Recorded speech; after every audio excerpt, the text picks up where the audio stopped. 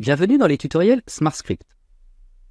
SmartScript est notre logiciel de création et d'édition de repères pour l'identification des composants électriques de votre armoire via la Smart Printer. Retrouvez en description de cette vidéo le lien pour télécharger SmartScript. Dans cette vidéo, nous allons voir comment créer des repères de câbles avec les étiquettes autoprotégées. Retrouvons-nous directement sur le logiciel.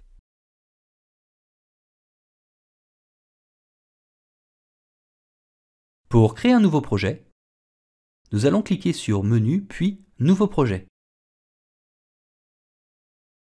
Ou alors, nous pouvons cliquer directement sur cette icône.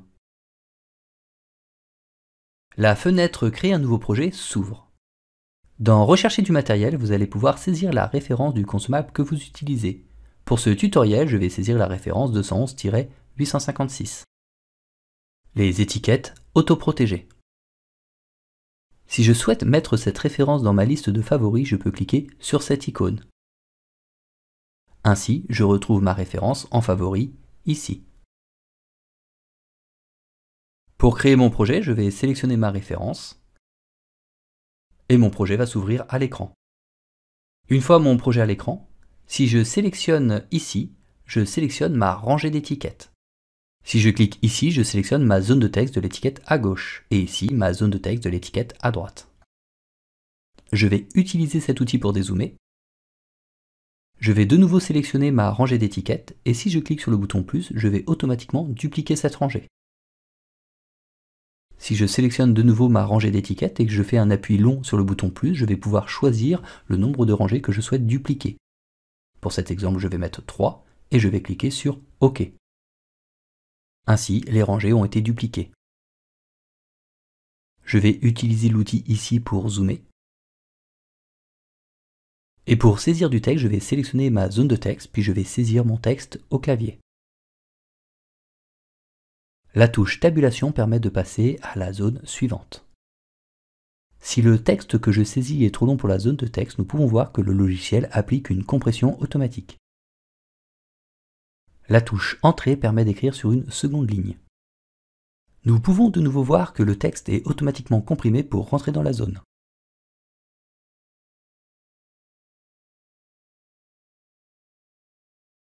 Si je souhaite créer une numérotation automatique, je vais sélectionner l'intégralité de mes zones de texte où je souhaite appliquer cette numérotation automatique. Puis je vais cliquer sur l'onglet Insérer et je vais cliquer sur le bouton Réglages. L'outil Numérotation automatique s'ouvre sur la partie gauche du logiciel. Ici, je retrouve ma valeur de départ. Pour cet exemple, je vais faire une numérotation avec préfixe W-B1, puis ma numérotation D01. Je vais mettre du coup le même préfixe en valeur de fin, W-B1, et ma valeur de fin, D12. Je vais activer l'option Aperçu direct afin d'avoir une prévisualisation de ma numérotation automatique. On voit ainsi la numérotation s'effectuer, D1, D2, D3, etc. On peut voir que la numérotation s'est faite en ligne. Si je souhaite faire la numérotation de gauche à droite, je vais venir ici et je vais sélectionner de gauche à droite. On peut voir ainsi D1, D2, D3, D4, etc. Si je souhaite avoir le tenant et l'aboutissant en impression, je peux mettre ici en valeur de répétition la valeur 2, et on peut voir que je répète deux fois la numérotation D1, D1, D2, D2, D3, D3, etc. On peut voir que la numérotation s'arrête à D4. Je souhaite moi aller jusqu'à D12. Je vais donc activer l'option Extension automatique de la bande, et je vais appuyer sur le bouton Appliquer. Ainsi, le logiciel va créer le nombre de repères nécessaires pour aller jusqu'à D12. Si je souhaite poursuivre ma numérotation, je vais sélectionner ma rangée d'étiquettes, je vais cliquer sur le bouton plus pour la dupliquer, je vais sélectionner les deux zones de texte, je vais venir modifier ma numérotation automatique, je vais par exemple passer de B1 à B2 en modifiant mon préfixe, je vais ensuite modifier ma numérotation, je vais aller de D14 à D24, et je vais cliquer sur Appliquer. Le logiciel va automatiquement écraser le texte sélectionné et créer le nombre de rangées nécessaires pour aller jusqu'à D24. Je vais venir fermer l'outil numérotation en cliquant sur la croix.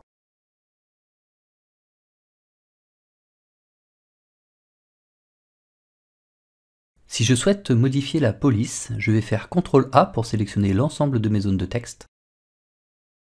Et je vais cliquer sur l'onglet Home et je retrouve ici les possibilités de modification de la police. Je peux par exemple ici changer l'orientation du texte. On peut voir ici que je n'ai pas de valeur pour mon texte. En effet, si je sélectionne cette zone, on peut voir que je suis en taille 14. Et si je sélectionne cette zone, on peut voir que la taille de la police est à 10. J'ai donc plusieurs valeurs de taille de texte. Car en effet, le logiciel, au moment de saisir ce texte, a adapté la police en fonction de la zone. Nous pouvons voir ici une valeur de compression à 0,74 sur cette zone, alors que si je sélectionne cette zone, on peut voir que la compression est à 1. Je vais faire CTRL A pour sélectionner l'ensemble de mes zones de texte. Je vais forcer une police commune à toutes mes zones de texte, et je vais forcer la compression à 1. Nous pouvons remarquer qu'une zone de texte est passée en rouge, car les caractères sortent de cette zone. Plusieurs possibilités s'offrent à nous. Je vais sélectionner cette zone de texte, et je vais venir réduire la taille de la police. Et en réduisant la police, je vois que le texte passe en noir, donc j'ai bien tous mes caractères. Je vais cliquer sur Annuler. Si malgré tout je souhaite avoir une uniformité dans mon marquage, je peux aussi jouer uniquement sur la compression. Je vais cliquer sur l'outil de compression, je vais réduire la valeur, et on peut voir que le texte se comprime dans sa zone, jusqu'à ce que le texte soit en noir, et donc que je récupère tous les caractères. Si vous souhaitez une uniformité globale de votre police, vous pouvez faire CTRL A, forcer la valeur à 1, et faire une compression globale de toutes les zones de texte afin de les uniformiser. Pour supprimer une rangée d'étiquettes, je sélectionne la rangée et j'appuie sur la touche Supprimer du clavier. Je vais ajuster la compression en fonction de mes caractères.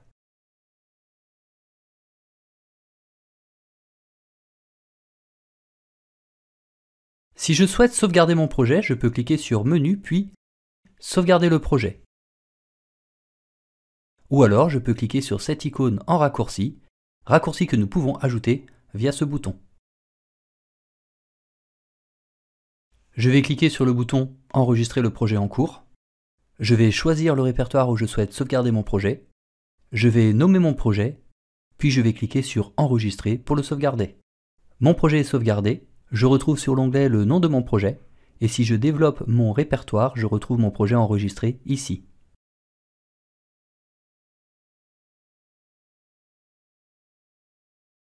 Si je souhaite imprimer mon projet, je peux cliquer sur Menu puis Imprimer, ou je peux cliquer directement sur l'icône en raccourci ici. La fenêtre Aperçu avant pression s'ouvre, le logiciel recherche l'imprimante connectée, on retrouve l'imprimante connectée ici. Nous retrouvons ici une zone de réglage.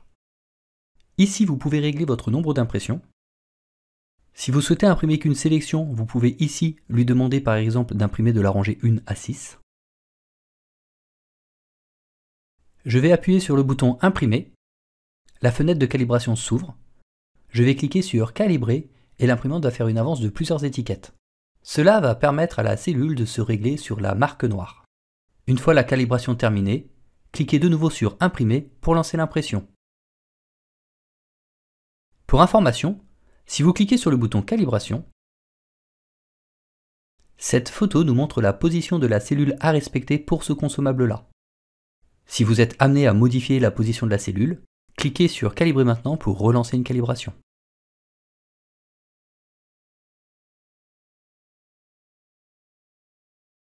Si lors de la première impression, votre position de texte n'est pas optimisée sur la surface de l'étiquette, vous avez la possibilité ici d'optimiser le marquage. Vous avez le réglage de la position au bas et droite-gauche. Pour plus d'informations, cliquez sur cette icône. Le réglage au bas va jouer sur la position verticale du texte et le réglage droite-gauche va jouer sur la position horizontale du texte. Si vous changez ces valeurs, je vous conseille d'imprimer plusieurs étiquettes et de regarder la dernière étiquette imprimée. Pour tester l'impression, vous pouvez cliquer sur Sélection de l'impression, ici régler le nombre de rangées que vous souhaitez tester, lancer l'impression, une fois les réglages terminés, resélectionnez Imprimer tout et cliquez sur Imprimer.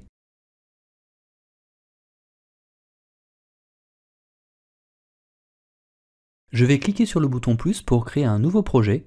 Je vais sélectionner mon consommable 211-856. Je vais utiliser l'outil pour dézoomer. Si je souhaite faire de la saisie de texte venant d'un plan où je ne connais pas forcément le nombre de repères que j'ai, Je sélectionne ma zone de texte, je saisis le texte au clavier. À l'aide de la touche tabulation, je passe à la zone suivante, je saisis mon texte, puis je vais faire CTRL tabulation, ce qui va dupliquer automatiquement la rangée tout en sélectionnant la zone de texte suivante. Ainsi, je peux continuer ma saisie. Tabulation pour écrire sur la zone suivante, CTRL tabulation pour dupliquer, et ainsi je peux continuer ma saisie. Une fois ma saisie de texte terminée, je peux faire CTRL A et venir modifier ma police globalement. Je vais par exemple ici incliner le texte, et je peux aussi modifier la police. Si je clique ici pour fermer mon projet, le logiciel va me demander si je souhaite sauvegarder ou pas. Si je ne veux pas sauvegarder mon projet, je peux cliquer sur « Ne pas enregistrer ».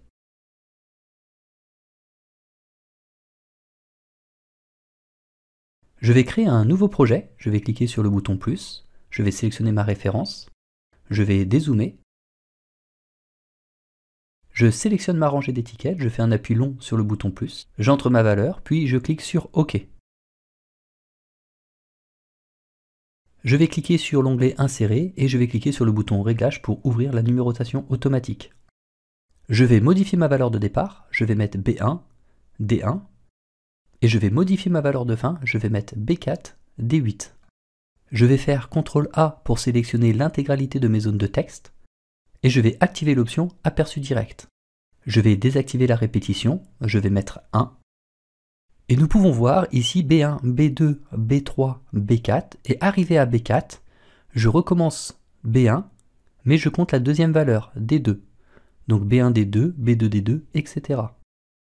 Je peux changer l'ordre en cliquant ici, et là je vais avoir B1, D1, B1, D2, B1, D3, D4, D5, D6, D7, D8, et arrivé à D8, je vais compter l'autre valeur, B2, D1, B2, D2, etc., etc. Je vais activer l'option extension automatique de la bande, puis je vais cliquer sur le bouton appliquer, et la numérotation va se faire jusqu'à arriver à W, B4, D8.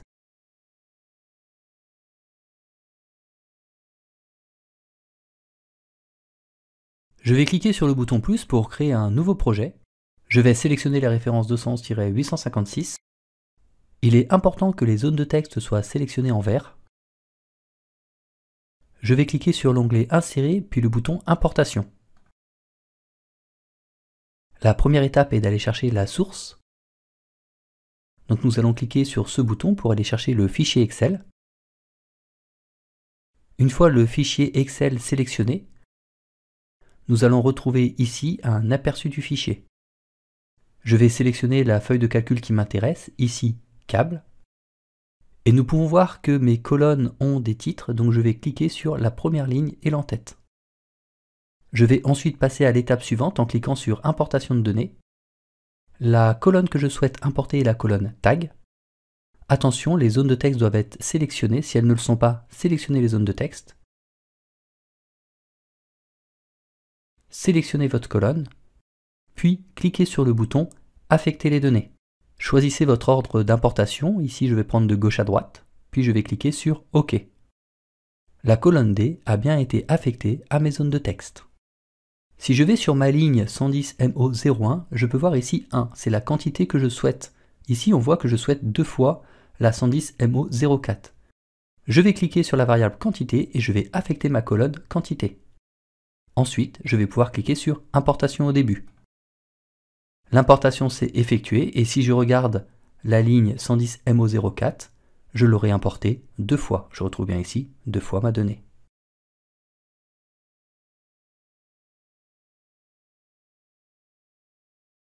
Je vais cliquer sur le bouton plus pour créer un nouveau projet. Je vais sélectionner ma référence 211-856. Cette zone de texte est verrouillée, je ne peux pas la déplacer ou la modifier. En effet, si je regarde ici, on peut voir que le cadenas est en vert. Le composant est verrouillé pour tout sauf les modifications de contenu. Nous allons cliquer sur le cadenas pour le mettre en position grise ou verte. Nous avons maintenant la possibilité de prendre un angle et de venir modifier la zone de texte. Je vais diviser la zone de texte en deux.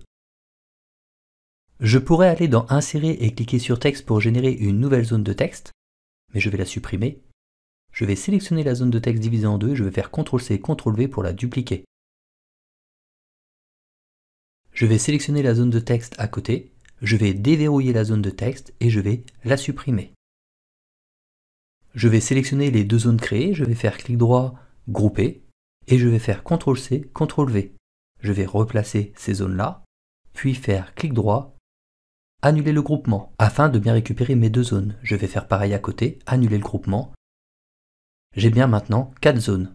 Une fois ces zones créées, on peut saisir du texte, cela peut permettre de simuler la mise en page, de contrôler que la chaîne de caractères qu'on souhaite importer va rentrer dans la zone. On peut sélectionner les zones et venir faire des modifications de police si nécessaire. Du fait que chaque zone est différente, on peut sélectionner 2 zones et faire une police différente des autres, pour par exemple souligner le fait que c'est une donnée moins importante ou non primaire.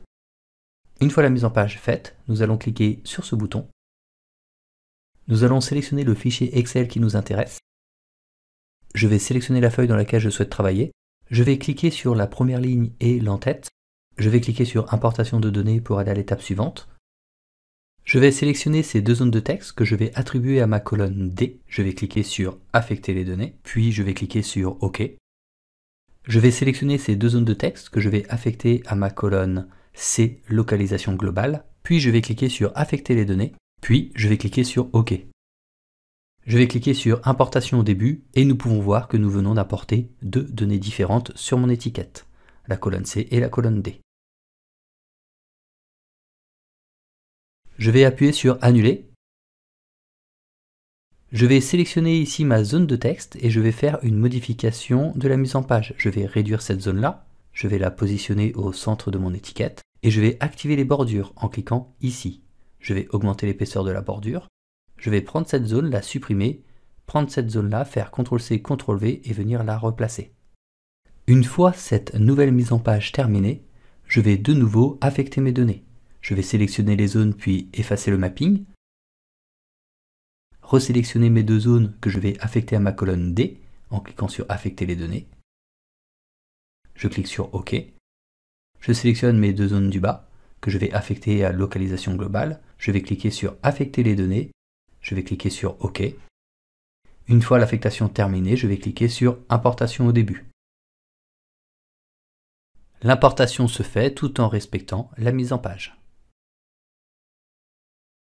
Si je souhaite, je peux faire CTRL-A pour sélectionner toutes mes zones de texte et venir faire des modifications d'orientation ou de police.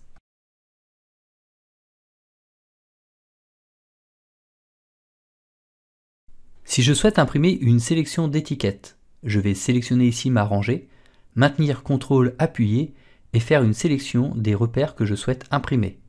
Une fois la sélection faite, je vais cliquer sur Imprimer et uniquement les repères sélectionnés seront disponibles à l'impression. Si lors de l'utilisation du logiciel vous avez des questions, vous pouvez cliquer sur l'onglet Aide, puis le bouton Contact, et vous retrouverez ici l'adresse mail du support Smart Printer. N'hésitez pas à nous poser vos questions.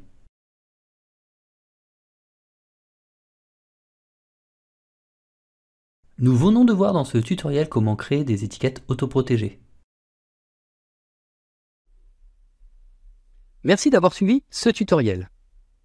Si vous souhaitez retrouver l'ensemble des consommables disponibles sur notre Smart Printer, vous pouvez télécharger sur notre site le catalogue Les Essentiels. Vous retrouverez le lien en description de cette vidéo.